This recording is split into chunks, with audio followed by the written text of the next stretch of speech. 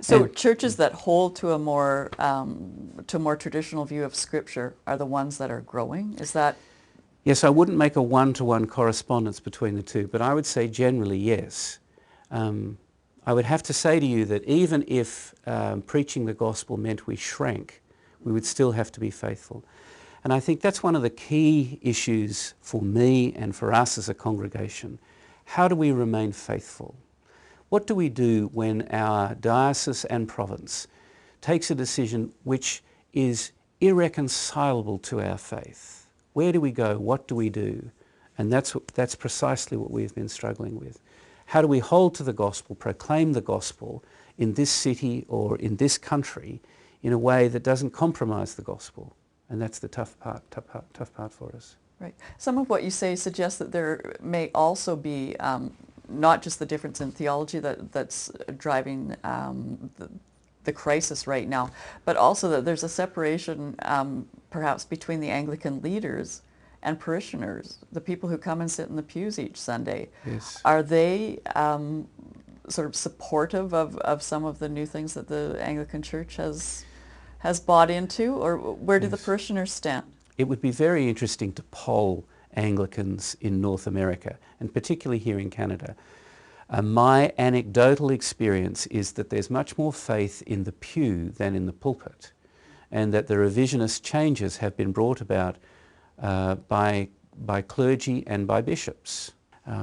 But that across the country, people who come to church week by week still hold to the apostolic gospel that's been revealed in the Scriptures and don't know what to do about the fact that the church is making these decisions at a higher level. I'm not familiar with some of the terms that you've been using, David, with regard to the Anglican Church and its structure. In particular, you've talked about bishops, who are heads of dioceses, I believe, but then you've also mentioned the primates, and their decisions seem to be very key in all of this. Right. What is a primate? It's a good question. Most of us come to a local church, and our experience of Christianity and of Anglicanism comes from being part of that local church.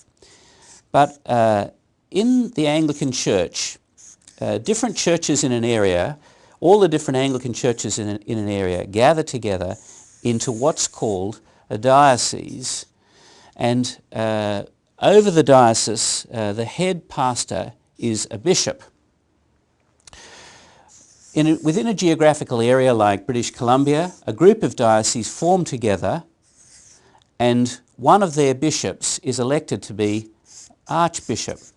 Sorry about my writing here. In Canada, there are a group of these groups of the diocese, and Canada together is called a province, and one of the archbishops is elected to be the primate. Okay. So Canada has one primate? Correct. Canada has one primate, and all the other provinces, Kenya, England, Australia, Burundi, Rwanda, Uganda, Southeast Asia, they all have a primate, and the primates of these provinces meet together in the primates meeting once every 2 years. And one of the provinces, the province of England, has an Archbishop of Canterbury who historically has been the first amongst equals and calls together the Lambeth Conference. So that's why it can be quite confusing for people to talk about archbishops and primates. We belong to a diocese, which belongs to a province, which then belongs to a global Anglican communion. And what binds us together is our common faith. It's not so much the structures. It's our belief in the gospel which has been revealed in Jesus Christ. And it's that faith that has now been broken? That's what we're talking about. Okay. Yeah. I bet everybody really wants you on their team for Pictionary. Let me add a footnote on that the global communion, how do we hold together? These bodies call themselves interdependent. We have held ourselves together with the 4 instruments of unity. And they are the Archbishop of Canterbury, ABC for short. They are the Primates Meeting, the Lambeth Conference, and the Anglican Consultative Council. Okay, so those are the four instruments of unity, Yeah. and that means those are the four mechanisms by which people have tried to resolve this Right. crisis. That's right, internationally.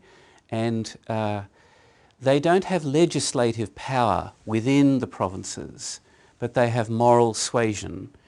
And each one of these instruments of unity have called for the United States and for Canada to turn back from their path.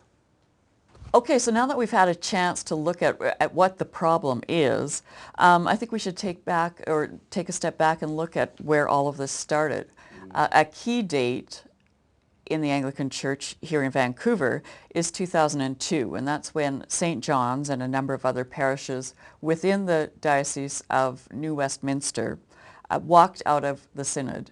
So how is it that St. John's got to the point of walking out of that meeting? Okay. This is quite a complex history, but if this is 2002, here are the years 2000, going back 2002, and this is the International Communion, and this is the National Church, and this is the Diocese of New Westminster.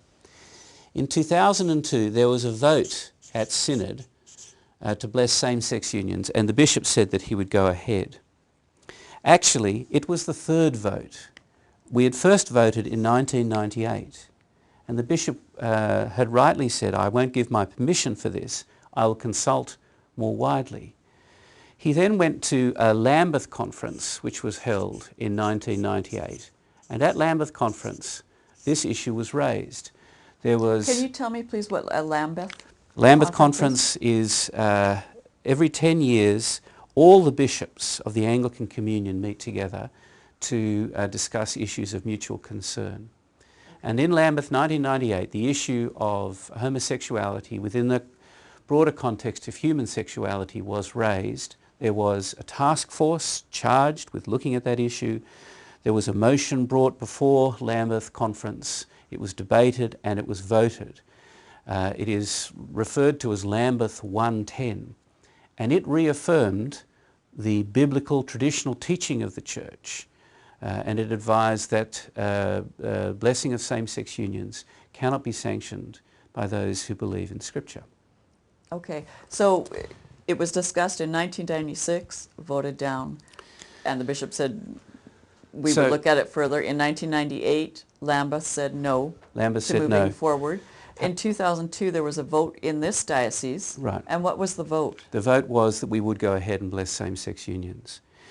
And when that happened, we walked out of Synod because it felt to us as though the teaching of the Church and the teaching of the Scripture were clear, and that the train that we were on had come to a fork in the track, and it had tried to go two directions. It's like a train smash and a train wreck, and that's what it has felt like for the last 5 years.